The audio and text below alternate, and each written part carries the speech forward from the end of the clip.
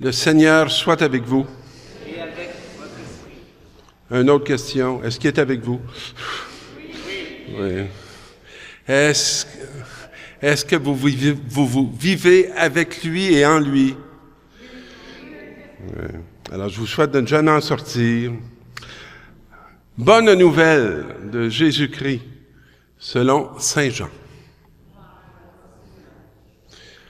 Jésus arriva à une ville de Samarie appelée Sychar, près du terrain que Jacob avait donné à son fils Joseph, où se trouve le puits de Jacob.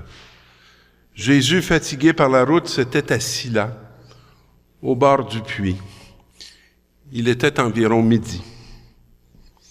Arrive une femme de Samarie qui venait puiser de l'eau. Jésus lui dit, « Donne-moi à boire. » En effet, ses disciples étaient partis à la ville pour acheter de quoi manger. La Samaritaine lui dit, « Comment toi qui es juif, tu me demandes à boire à moi, une Samaritaine? » Les Juifs ne veulent rien avoir en commun avec les Samaritains. Jésus lui répondit, « Si tu savais le don de Dieu, si tu connaissais celui qui te dit « Donne-moi à boire », c'est toi qui lui aurais demandé, et il t'aurait donné de l'eau vive. Elle lui dit, « Seigneur, tu n'as rien pour puiser, et le puits est profond. Serais-tu plus grand que notre père Jacob, qui nous a donné ce puits et qui en a bu lui-même, avec ses fils et ses bêtes? » Jésus lui répondit, « Tout homme qui boit de cette eau aura encore soif, et celui qui boira de l'eau que moi je lui donnerai n'aura plus jamais soif. Et l'eau que je lui donnerai deviendra en lui source jaillissante pour la vie éternelle. » La femme lui dit, « Seigneur, donne-la-moi cette eau, que je n'ai plus soif, et que je n'ai plus à venir ici pour puiser. » Jésus lui dit, « Va, appelle ton mari et reviens. » La femme répliqua, « Je n'ai pas de mari. » Jésus reprit, « Tu as raison de dire que tu n'as pas de mari, car tu en as eu 5, et celui que tu as maintenant n'est pas ton mari.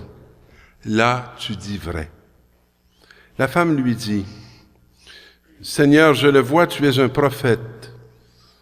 Alors explique-moi. Nos pères ont adoré Dieu sur la montagne qui est là. Et vous, les Juifs, vous dites que le lieu où il faut adorer est à Jérusalem. » Jésus lui dit, « Femme, crois-moi, l'heure vient où vous n'irez plus ni sur cette montagne, ni à Jérusalem pour adorer le Père. Vous adorez ce que vous ne connaissez pas. Nous adorons, nous, celui que nous connaissons, car le salut vient des Juifs. Mais l'heure vient, et c'est maintenant, où les vrais adorateurs adoreront le Père en esprit et vérité. Tels sont les adorateurs que recherche le Père. Dieu est esprit, et ceux qui l'adorent, c'est en esprit et vérité qu'ils doivent l'adorer. » La femme lui dit, « Je sais qu'il vient le Messie, celui qu'on appelle Christ. Quand il viendra, c'est lui qui nous fera connaître toutes choses. » Jésus lui dit, « Moi qui te parle, je le suis. » Là-dessus, ses disciples arrivèrent. Ils étaient surpris de la voir parler avec une femme. Pourtant, aucun ne lui dit, « Que demandes-tu ou pourquoi parles-tu avec elle? » La femme, laissant là sa cruche, revint à la ville et dit aux gens, « Venez voir un homme qui m'a dit tout ce que j'ai fait. Ne serait-il pas le Messie? » Ils sortirent de la ville et ils se dirigeaient vers Jésus. Pendant ce temps, les disciples l'appelaient, « Rabbi, viens manger. » Mais il répondit, « Pour moi, j'ai de quoi manger. C'est une nourriture que vous ne connaissez pas. » Les disciples se demandaient, « Quelqu'un lui aurait-il apporté à manger? » Jésus leur dit, Ma nourriture, c'est de faire la volonté de celui qui m'a envoyé et d'accomplir son œuvre. Ne dites-vous pas encore 4 mois, et ça sera la moisson. Et moi je vous dis, levez les yeux et regardez les champs qui se dorent pour la moisson. Dès maintenant, le moissonneur reçoit son salaire. Il récolte du fruit pour la vie éternelle, si bien que le semeur se réjouit avec le moissonneur. Il est bien vrai le proverbe, l'un sème, l'autre moissonne. Je vous ai envoyé moissonner là où vous n'avez pas pris de peine. D'autres ont pris de la peine et vous profitez de leurs travaux. Beaucoup de Samaritains de cette ville crurent en Jésus à cause des paroles de la femme qui avait rendu ce témoignage. Il m'a dit tout ce que j'ai fait. Lorsqu'ils arrivèrent auprès de lui, ils l'invitèrent à demeurer chez eux. Il y resta 2 jours. Ils furent encore beaucoup plus nombreux à croire à cause de ses propres paroles. Et il disait à la femme, « Ce n'est plus à cause de ce que tu nous as dit que nous croyons maintenant. Nous l'avons entendu par nous-mêmes, et nous savons que c'est vraiment lui, le Sauveur du monde. » Acclamons cette parole de Dieu.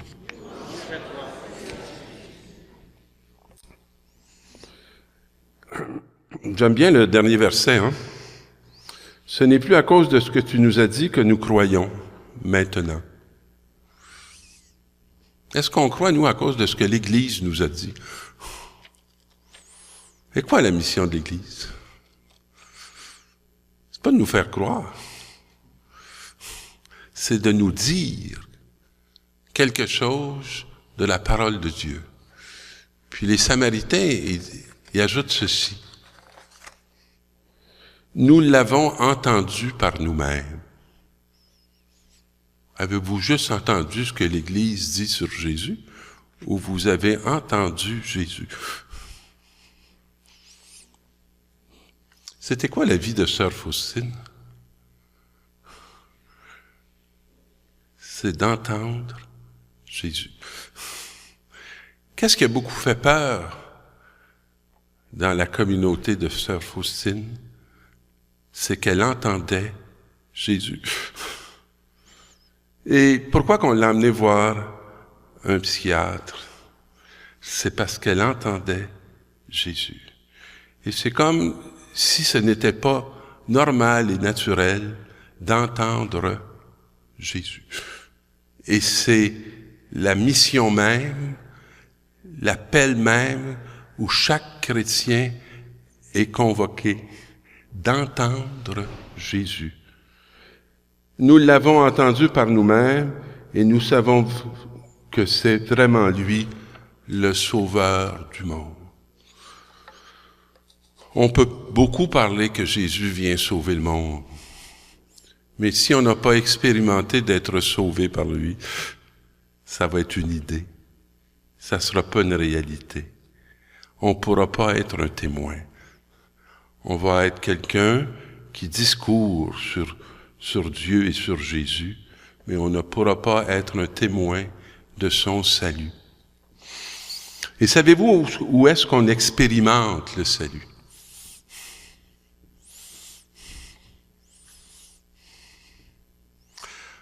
On expérimente le salut là où on s'est perdu.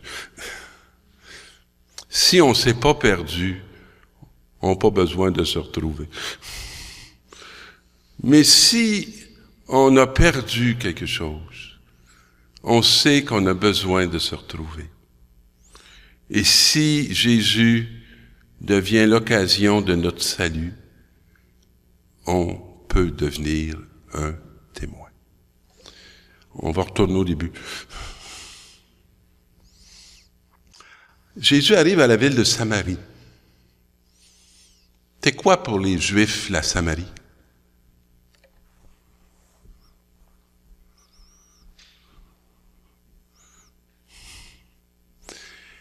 Alors on va vous dire 3 petites choses.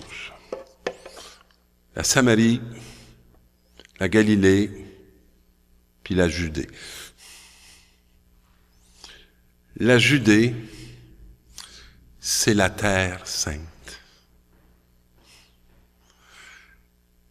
La Galilée, c'est là où on retrouve toutes les nations. Ça n'a pas la pureté de Jérusalem, qui est constituée par des Juifs pratiquants, qui sont soumis à la loi de Moïse.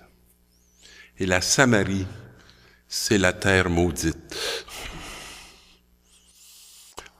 Alors, pour partir, je crois, de la Galilée pour se rendre à Jérusalem, il faut passer par la Samarie.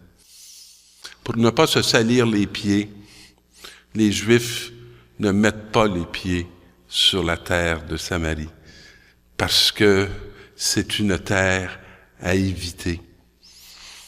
Quand j'étais jeune, il y avait dans mon quartier à Montréal, Saint-Henri, tout un groupe de protestants, dont plusieurs étaient des personnes noires qui venaient des États-Unis et qui étaient pour plusieurs originaires de...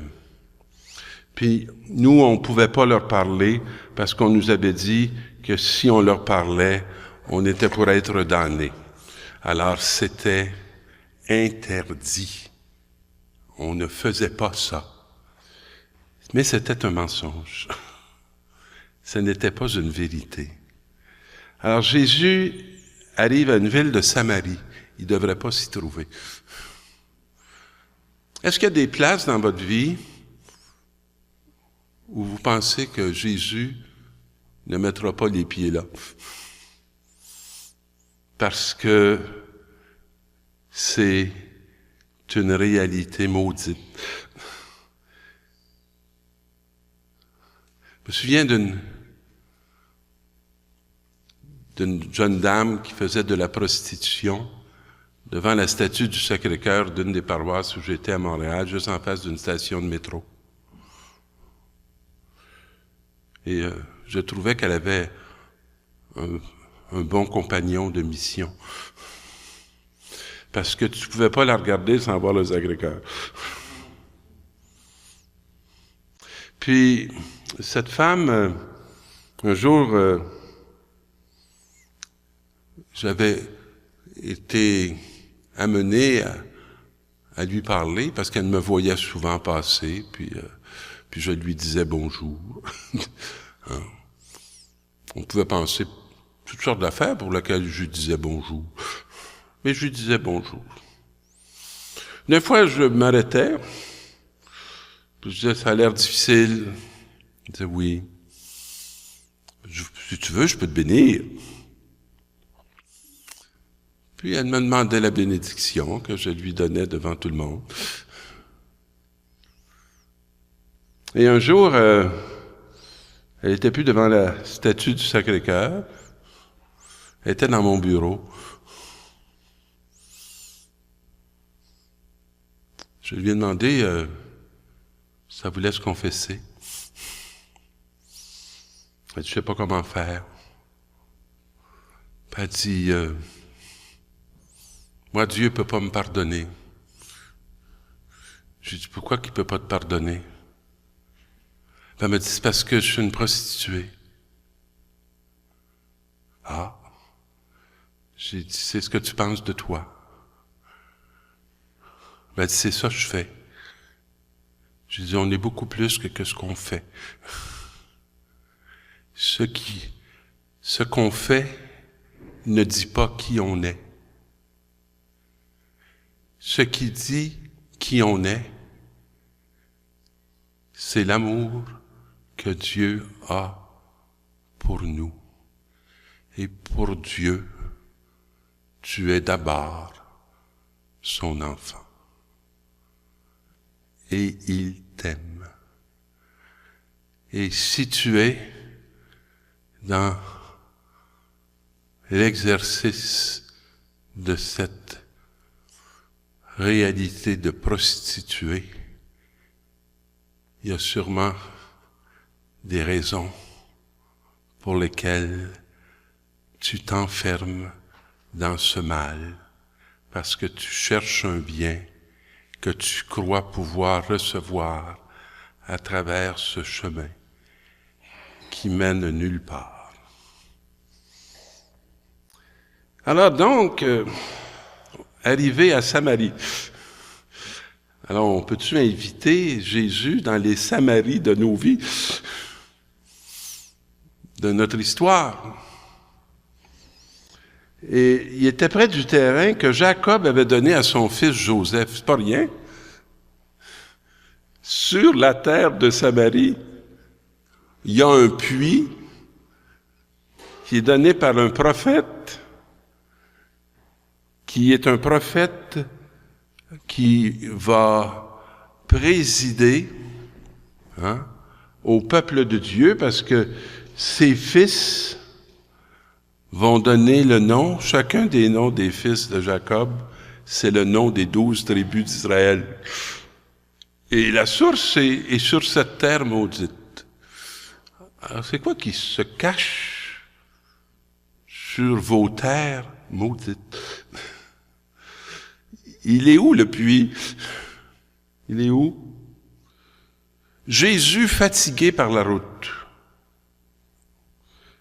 Ça m'accroche, moi, ça, le Jésus fatigué par la route. Parce que depuis mardi, je suis en congé de maladie pour une période indéterminée, parce que je suis fatigué. Jésus fatigué par la route. Est-ce que votre route vous fatigue? Est-ce que votre route vous conduit à l'épuisement?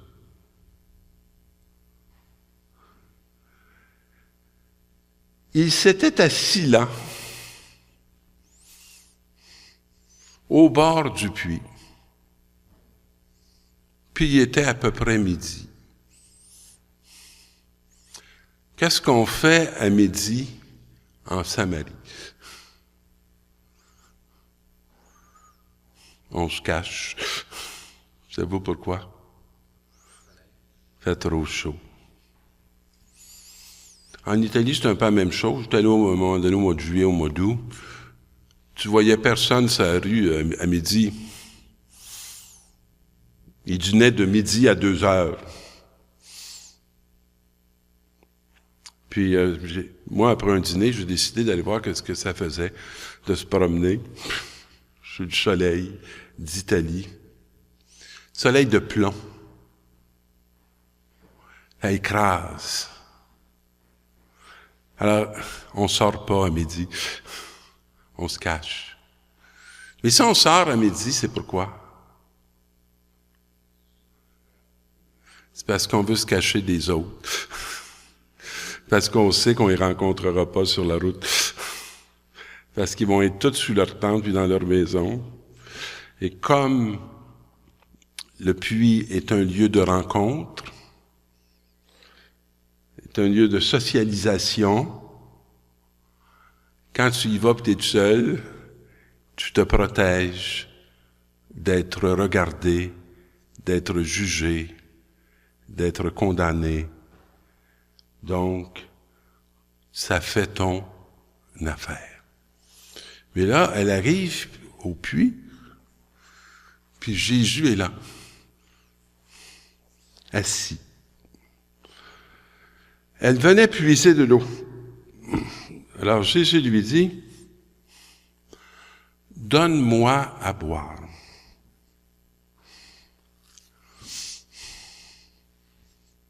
Donne-moi à boire. Elle lui dit, comment toi qui es juif, tu me demandes à boire à moi une Samaritaine? Il n'y a pas de lien. Il y a du mépris. Et Jésus lui dit, si tu savais le don de Dieu, si tu connaissais celui qui te dit « Donne-moi à boire », c'est toi qui lui aurais demandé de l'eau et il t'aurait donné de l'eau vive. Il n'y a pas si longtemps, quelques années, il y avait une femme que je rencontrais à l'occasion à Montréal. Puis je voyais bien que elle était fatiguée par la route. Puis, elle cherchait toutes sortes d'occasions pour me croiser. Puis, elle n'osait pas trop. Mais un jour, elle m'a dit, « Je peux-tu vous voir? » Ben, j'ai dit, « Oui, moi, je célèbre la messe à 9h, le lundi, mardi, mercredi, à la paroisse Saint-Stanislas de Coscar. Alors, si on veut être sûr de m'attraper, c'est un bon lieu, parce qu'habituellement, je suis là. À part de ça, je ne sais pas. Je ne sais pas trop où le Seigneur va m'emmener. Et alors, elle vient à la messe. Elle vient à la messe. Et après, je sors pour m'en aller faire la suite de la journée. Puis elle me dit, dans le stationnement, j'aimerais vous voir. Ah. Elle dit, vous savez, je suis marié. Ça va bien dans mon mariage. J'ai une grande tristesse. J'ai pas d'enfant. Puis je suis rendu, mon mari et moi, dans la soixantaine. Puis mon nom, c'est pas Élisabeth. Alors, m'a dit, c'est vrai que quand j'étais jeune, j'avais des enfants. J'ai eu 3 enfants de 3 hommes de 3 pays différents. Et j'ai été avorté, je me suis fait avorter. Puis je l'ai écouté. Quand elle a eu fini de parler, je lui ai dit, je suis étonné que tu me dises que tu n'as pas d'enfant, puisque tu en as 3. Alors je dis, est-ce que tu as donné un nom à tes enfants? Est-ce qu'ils ont un nom, tes enfants? Elle dit non. Puis là, les larmes coulaient. Je lui dis, est-ce que tu peux prier pour tes enfants s'ils n'ont pas de nom? As-tu prié pour tes enfants? Elle dit non. J'ai dit, as-tu demandé pardon à tes enfants? Elle dit non. Alors je lui ai dit ceci. Moi, je pense que tes enfants sont les seuls qui peuvent te sortir de ta tristesse et de ton épuisement. Et que si tu pries pour la mission de tes enfants, ils ont mission de te guérir. Et toi, ta mission de les reconnaître. Nous étions en Samarie. Et moi, fatigué par la route, je recevais de cette femme l'eau qui venait abreuver ma terre fatiguée et sèche, qui avait besoin de rencontrer une fille de Dieu qui n'avait pas encore touché le fond de son mystère et le fond de sa mission, où elle croyait bien être condamnée et jugée, alors qu'elle est en train d'être appelée. Alors Jésus lui fait une proposition. si tu savais le don de Dieu et qui est celui qui, c'est toi, qui lui aurais demandé de l'eau et il t'aurait donné de l'eau pour la vie éternelle.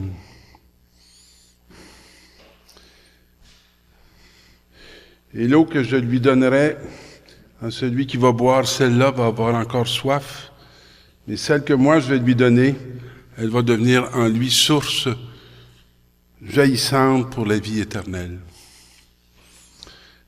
Dernièrement,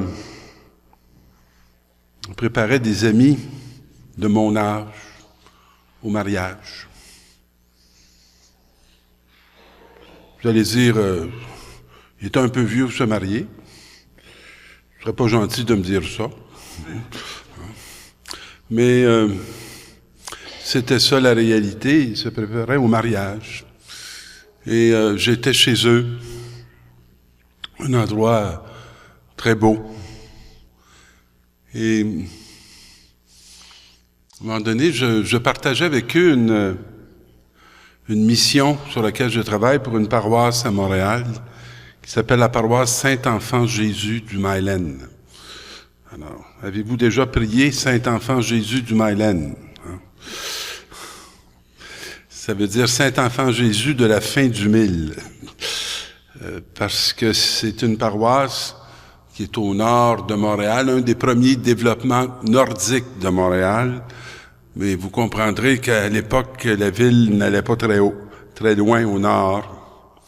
Et comme le quartier s'appelait Mylène, ils ont donc appelé la paroisse Saint-Enfant Jésus du Mylène. Et la première clinique d'avortement de Morgan Taylor s'est ouverte sur le territoire de cette paroisse. Et il y a eu un groupe de chrétiens qui sont venus prier dans le parc qui est en face de l'église. Et dernièrement, un de mes amis me disait que les chauffeurs de taxi avaient pris l'habitude de descendre les femmes qui venaient à la clinique de l'autre côté du lieu de sa prière pour que quand il partait pour s'en aller à la clinique, il passe devant lui. Et ce n'était pas une demande que Brian avait faite. Et dans la recherche de la mission pour cette paroisse, parce que quand j'étais arrivé là, je me disais tout le temps, c'est étrange que cette paroisse qui porte le nom de Saint-Enfant Jésus ait été le premier lieu physique pour l'ouverture de la clinique d'avortement du docteur Morgan Taylor. Puis je disais, ça veut dire quoi? Et je questionnais le Seigneur. Puis, on en est arrivé à dire peut-être que le Seigneur veut qu'on puisse accueillir des femmes qui portent un enfant et qui reçoivent beaucoup de pression de l'entourage pour qu'ils ne le rendent pas à terme. Et il faudrait peut-être trouver un espace pour que ces femmes puissent avoir un lieu et un climat pour prendre des décisions, mais de façon plus libre. Non pas un lieu où nous, on leur ferait des pressions dans un sens ou dans un autre, mais un lieu où ils pourraient vivre cette réalité-là avec plus de paix et d'harmonie dans leur cœur. Et je partageais cette expérience ou ce projet à mes amis qui se préparaient au mariage. Et à un moment donné, une de mes amies qui voulait se marier, qui était là, m'a dit, ça me touche beaucoup, Pierre, ce que tu dis, parce que j'ai avorté 3 enfants dans ma vie. Et elle s'est mise à nous parler de son expérience, qu'elle avait avorté 3 enfants. Et quand elle a eu fini, je lui ai dit, habituellement, dans les préparations au mariage, on invitait les gens à se confesser. Puis toi, tu viens de te confesser. Alors, si tu veux, tantôt, on pourra se retirer, puis on pourra finir ce que tu as commencé, et je pourrai te donner l'absolution. Et son conjoint a dit, « Et moi, avec les miens, qu'est-ce que je fais? » Alors, elle lui a dit, « Tu as eu des enfants avortés? » Alors, il a dit oui. Et il s'est mis à parler de son expérience, de ses blessures et de ce que cette réalité lui faisait vivre. Alors, je lui ai dit à lui aussi qu'on pourra se voir en confession, mais je leur ai posé une question. J'ai dit à mon ami, est-ce que tu serais prêt à adopter ces enfants qui ont été avortés? Et toi, est-ce que tu serais prêt à adopter les siens? Seriez-vous prêt à donner un foyer et à porter dans la prière ces enfants qui sont existants dans le cœur de Dieu et qui sont porteurs probablement d'une mission pour chacun de vous? Puis je disais à mon ami qui a 71 ans, je pense, qui m'avait déjà dit qu'il avait rêvé d'avoir une grande famille, mais il avait juste un fils. Ben, j'ai dit, tu viens de recevoir ta grande famille. Parce que les tiens, plus les siens, plus chacun des 2 enfants vivants que vous avez, ça fait déjà à peu près 8 personnes. Et il est bon qu'au moment où vous vous prépariez au mariage, que vous accueillez dans la vérité la réalité de chacun. Et que ce lieu qui a été un lieu, vous savez que maudire, ça veut dire mal dire. Dire mal quelqu'un ou dire mal une situation, que ce lieu qui était un lieu de mal dire puisse devenir un lieu de bénédiction et que puisse se mettre à jaillir. Cette eau que je lui donnerai deviendra en lui source jaillissante pour la vie éternelle. Il y a des lieux de nos vies qui sont devenus des terres arides, des terres dures, des terres stériles, qui peuvent devenir des terres fécondes et qui peuvent apporter une eau abondante pour une mission que peut nous confier le Seigneur. Donne-la-moi cette eau que je n'ai plus besoin, que je n'ai plus soif et que je n'ai plus besoin de venir ici pour puiser. Et là, Jésus va dire quelque chose d'extraordinaire, je ne sais pas si vous vous en souvenez. Il dit à la femme, « Va, appelle ton mari. » On vient de passer toute une section sur l'eau, et là, « Va, appelle ton mari. » Puis elle lui dit, « J'ai pas de mari. »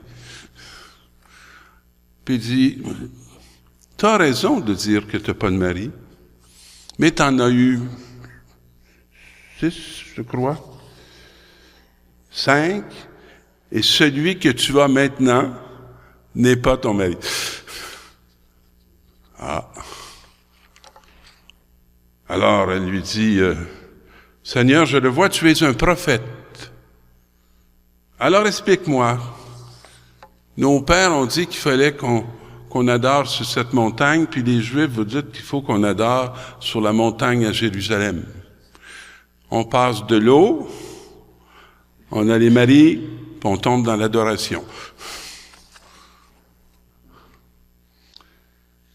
Jésus lui dit, « Femme, crois-moi, l'heure vient où vous n'irez plus ni sur cette montagne, ni à Jérusalem pour adorer le Père.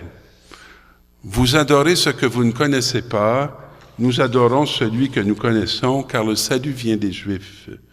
L'heure vient, et c'est maintenant, où les vrais adorateurs adoreront le Père en esprit et en vérité. Mes amis, est-ce qu'on a fait la vérité sur notre vie? Est-ce qu'on connaît nos maris? Nos alliances? Avec qui on les a contractées? Parce que qui on a épousé? De qui on s'est laissé épouser? Parce que le mari ou l'épouse, c'est l'être à qui on appartient et qu'on appartient en Dieu. Le mari de beaucoup s'appelle l'argent. Le mari de beaucoup s'appelle le pouvoir. Le mari de beaucoup s'appelle la domination.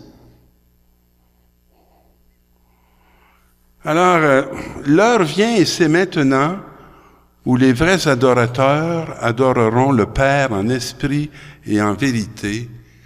Tels sont les adorateurs que recherche le Père. Vous savez, Sœur Faustine, très jeune dans sa vie, a fait l'expérience de Dieu. Très jeune, elle a désiré se consacrer à Dieu. Elle est entrée au couvent dans la déchirure de ses parents qui devaient la laisser partir et qui n'avaient probablement pas rêvé d'une telle vie pour leur fille Faustine. Elle n'est pas dans ce qu'on appelle les sœurs de cœur. Dans le film, on nous parle qu'elle faisait partie du second cœur. Ici, on avait une autre expression. Il y avait les sœurs de cœur, puis il y avait les sœurs converses. Puis les sœurs converses, c'est celles qui faisaient le travail manuel. C'était comme les servantes. Et souvent, les sœurs de cœur regardaient les servantes de haut. Et sœur Faustine va toute sa vie assumer des tâches très basses, avec une source qui jaillit comme un torrent de vie éternelle. Elle rencontre Dieu dans la tâche inférieure qui lui est confiée. Et elle fait rejaillir cette vie sur toute la communauté. J'ai une de mes nièces qui avait la sclérose en plaques, l'aînée de mes nièces.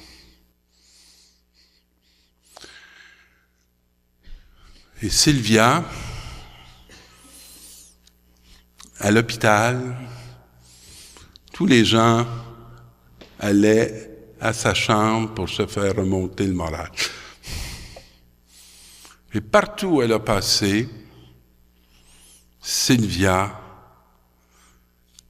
était jaillissante de vie. Quand j'ai fait sa funéraille à 50 ans, tous ses amis d'école élémentaire étaient à peu près là. Connaissez-vous beaucoup de personnes malades qui, après des années, sont encore visitées par une multitude de personnes? Tant qu'on est malade, dans le premier mois, ça va bien. Mais dans le 6e, ça commence à se faire rare. Mais du cœur de Sylvia, du cœur de sœur Faustine jaillissait une vie éternelle, parce qu'ils avaient le bon mari.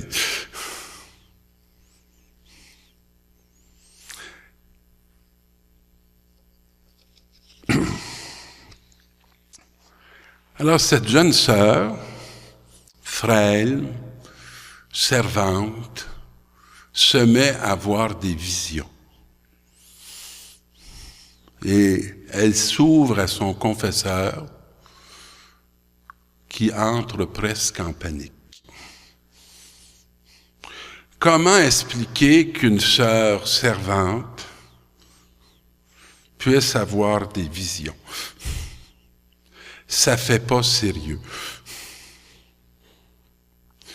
Elle va avoir un second directeur qui va être déchiré, qui va avoir la sagesse de ne pas se prononcer, qui va lui dire lorsqu'elle exprime que dans sa vision, Jésus lui demande la peinture que l'on voit et qui lui demande de faire exister une fête de la miséricorde pour que sa miséricorde puisse être connue des hommes et des femmes de ce temps.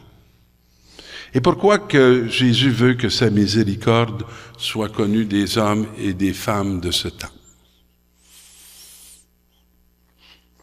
Moi, je suis né en 1949. Bon, il y en a quelques-uns ici qui ont dû naître avant moi. Et à l'époque, l'Église dans laquelle je grandissais ne nous parlait pas abondamment de miséricorde. On nous parlait beaucoup de la justice de Dieu. On nous parlait beaucoup du péché. Et on avait tous l'impression qu'on était pour être damnés parce que les exigences étaient tellement hautes que on voyait pas comment qu'on ferait notre salut. Alors, dans ce contexte, une jeune sœur servante reçoit une mission à la fois toute simple, de faire une peinture de Jésus miséricordieux avec en bas « Jésus, j'ai confiance en toi » et de faire qu'il y ait une fête qui célèbre Jésus de la miséricorde. Et elle a bouleversé tout un entourage. Elle a même bouleversé l'évêque. Et ce que nous avons vu s'accomplir, c'est la création de cette fête telle qu'elle l'avait entendue et la peinture de ce Jésus miséricordieux tel à peu près qu'elle l'avait vu dans ses visions. Mes amis,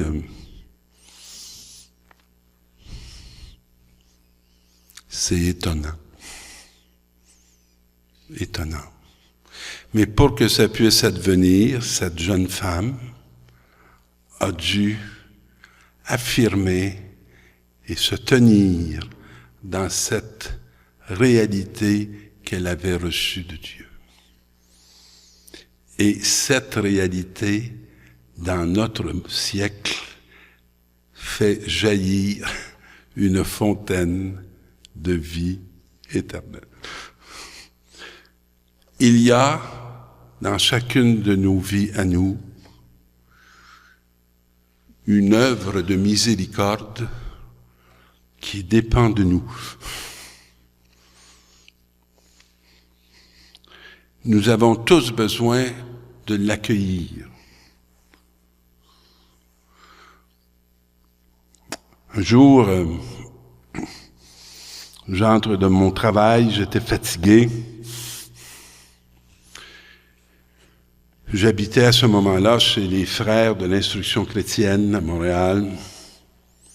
Et je suis descendu à la salle de télévision où se trouvait mon garçon en train de regarder la télévision, assis sur le divan avec une manette dans les mains. Et il changeait le poste constamment.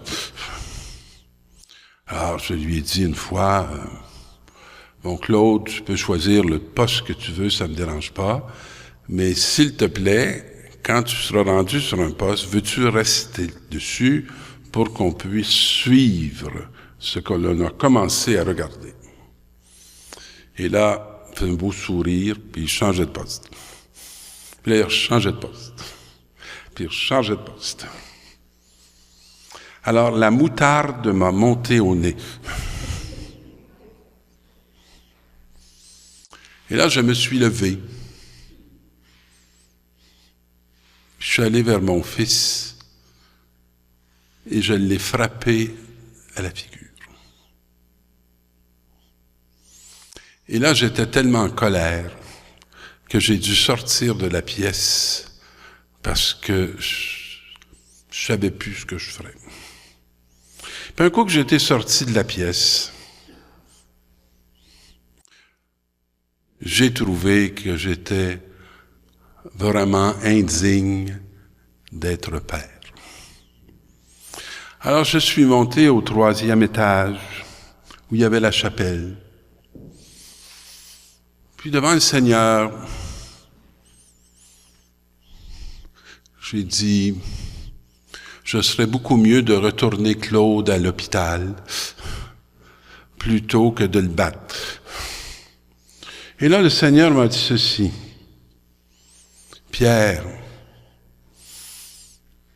tu tiens beaucoup à ton image de perfection. Tu n'es pas parfait. Tu es pécheur. Puis moi, j'ai appelé un pécheur. Pierre, si tu ramenais ton fils à l'hôpital, ça serait quoi la plus grosse claque que tu aurais fait? J'ai dit, ça serait de le ramener à l'hôpital. Alors, Pierre, qu'est-ce que tu dois faire? Ben, j'ai dit, je dois aller voir mon fils, demander pardon à mon fils et lui dire, Claude, si tu me pardonnes, je te demande de me tracer la croix de Jésus sur mon front, parce qu'il ne parle pas, mon fils. Alors il a levé sa main, tranquillement, parce qu'il est paralysé, puis avec un beau sourire, il m'a fait la croix de Jésus sur mon front. Cette journée, est-ce que la confiance entre Claude et moi a diminué ou la confiance entre Claude et moi a grandi? Quand on fait œuvre de miséricorde, on fait que l'eau jaillit en source de vie éternelle. Ce qui aurait pu être une source qui se tarit devient une source qui déborde. Et ce que je viens de vous conter n'est pas une réalité exceptionnelle. On a une multitude d'occasions dans une journée de faire œuvre de miséricorde et de devenir des adorateurs en esprit et en vérité. Alors, qu'est-ce qui se passe? La femme lui dit,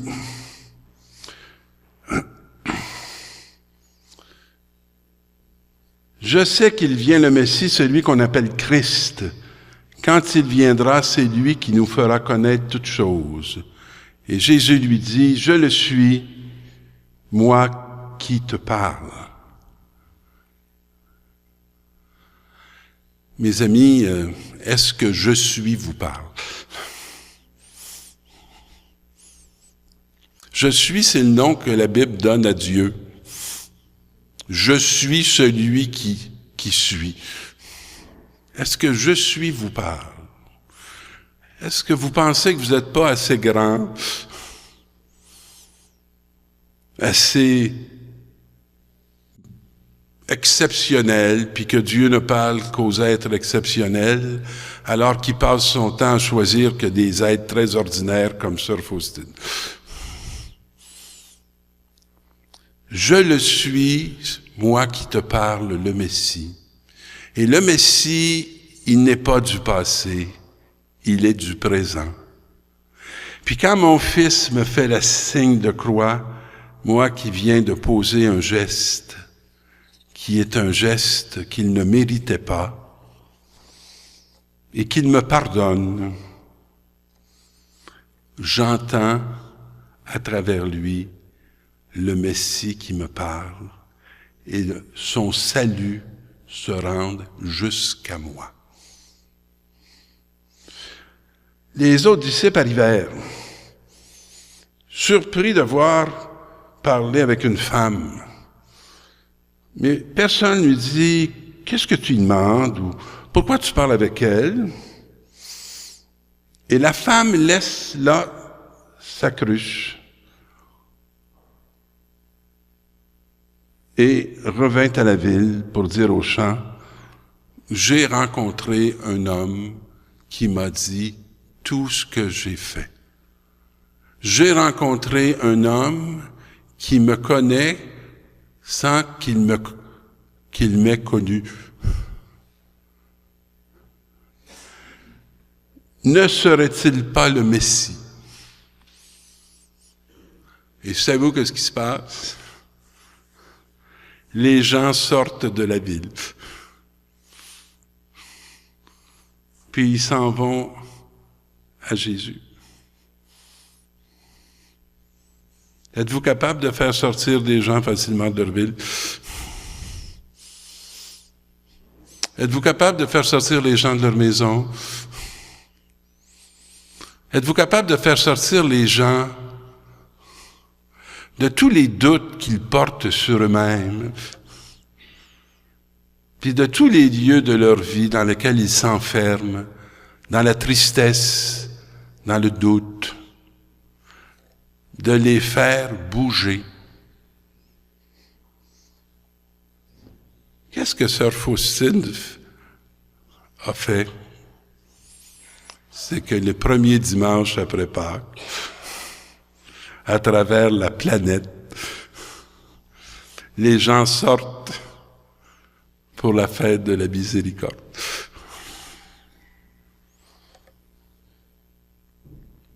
Ils sortirent de la ville, se dirigeaient vers Jésus, et pendant ce temps, les disciples disaient « Rabbi, viens manger ».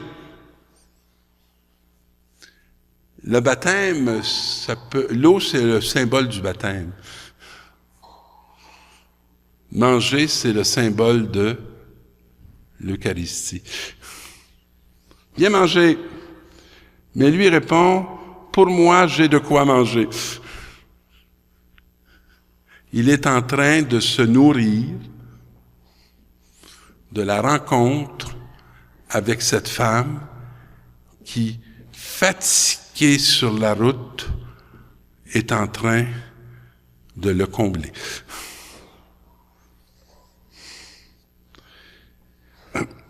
Et je mange une nourriture que vous ne connaissez pas. Et là, ils se disent, parce qu'ils sont restés au premier niveau, y a-t-il quelqu'un qui aurait amené à manger? Ma nourriture, c'est de faire la volonté de celui qui m'a envoyé et d'accomplir son œuvre. Savez-vous que vous êtes des envoyés?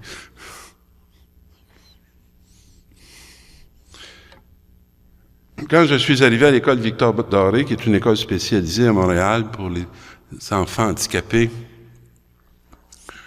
s'il y a une chose que j'ai reconnue très rapidement, c'est que j'étais pas devant des handicapés, j'étais devant des envoyés. Et si j'avais eu l'énergie pour le faire, j'aurais fait comme j'ai bien fait souvent dans ma vie. J'aurais emmené mon fils quadriplégique avec moi parce qu'il est un pain de vie. Et que quand j'offre mon fils à une communauté ou à un groupe, je sais que j'offre le don de Dieu. Même si certains disent, veux-tu bien me dire pourquoi qu'il nous emmène cet agrès-là? Puis moi, ça me gêne pas pantoute. Parce que moi, je sais le don que je fais. Mais si le don n'est pas reçu, je ne peux pas en faire plus que l'offrir. Alors, la nourriture, c'est de faire la volonté de celui qui m'a envoyé et d'accomplir son œuvre. Voilà notre mission à chacun.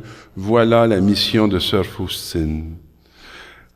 Est-ce que vous dites pas encore quelques mois pour la moisson? Eh bien, moi, je vous dis, levez les yeux et regardez les champs qui se dorent pour la moisson. Sœur Faustine a moissonné sa communauté.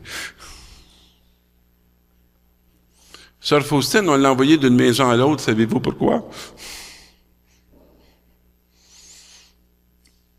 Parce que les maisons en avaient besoin. Il n'envoyait pas quelqu'un qui avait la tuberculose. Il envoyait quelqu'un envoyé de Dieu pour amener un pain dans cette maison.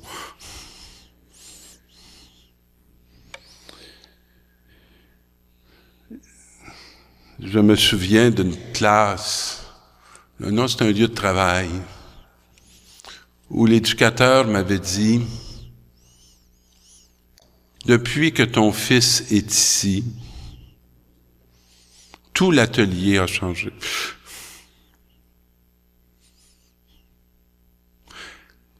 Quand je vais dans le lieu où il réside maintenant, depuis 2 ans, les préposés, les éducateurs me disent, on a un merci à vous dire. Les 2 garçons que vous avez élevés, on en prendrait 25 comme ça. Ils sont un pain de vie. Alors, levez les yeux et regardez la moisson qui est abondante. C'est pas des champs, c'est le champ de l'humanité. Il y a beaucoup à moissonner. L'un sème, l'autre moissonne. Je vous ai envoyé moissonner là où vous n'avez pas pris de peine.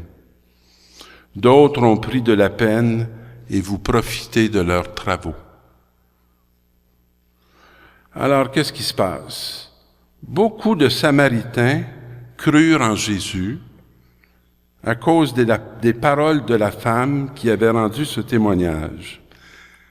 Est-ce que l'on a un témoignage à rendre?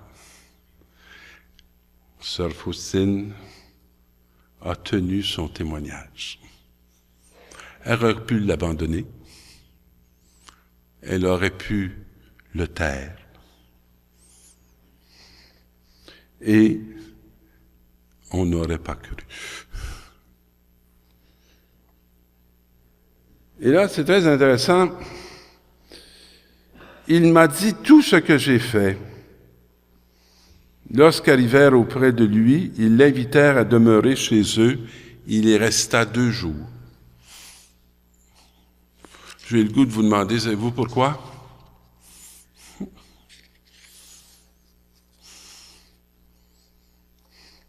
Alors, je vais vous donner une autre formule.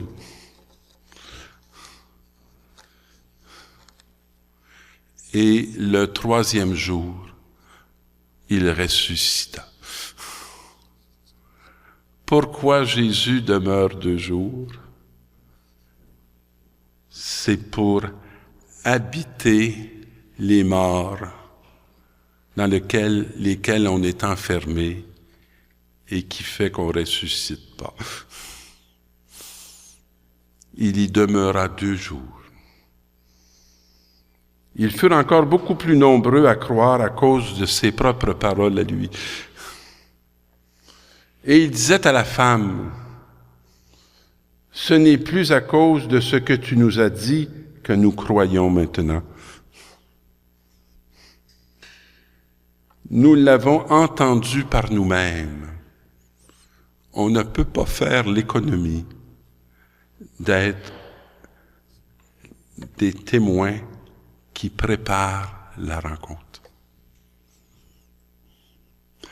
On ne peut pas dire « la foi c'est privé ». Parce que si on ne fait pas le témoignage, comment voulez-vous que la foi soit reçue? Et que nous l'avons entendu par nous-mêmes et nous savons que c'est vraiment lui, le Sauveur du monde.